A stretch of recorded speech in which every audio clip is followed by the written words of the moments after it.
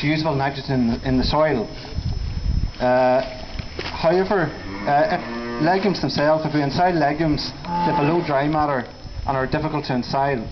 However, to overcome this, if we sow legumes along with cereal, the cereal is a good energy source, it's a high dry matter, and therefore it will make the legume cereal mixture will be a more insoluble mixture, and therefore there should be less insoluble loss. And also the legume can supply some of the fertility in the soil for the cereal. So this really led to this study. As I said, it was a 3-year study. During the 3 years we evaluated 4 different legume cereal mixtures. They included lupin triticale, lupin wheat, peas oats and fetch barley. Moving on now to the performance. Firstly, before we move to performance, it's just worth mentioning that these crops were either fed as the sole forage or were fed in addition to grass silage. All crops were, however, supplemented with concentrates. In terms of the animal or crop performance, then, these animals were all, these crops were all spring-sown crops, and then harvested in the autumn. On average, the yield of the different various legume cereal whole crops had a yield about just under 6 tonnes of lower dry matter yield per hectare relative to grass silage.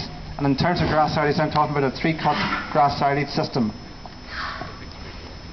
Obviously, with the lower yield, the cost is obviously going to be slightly higher.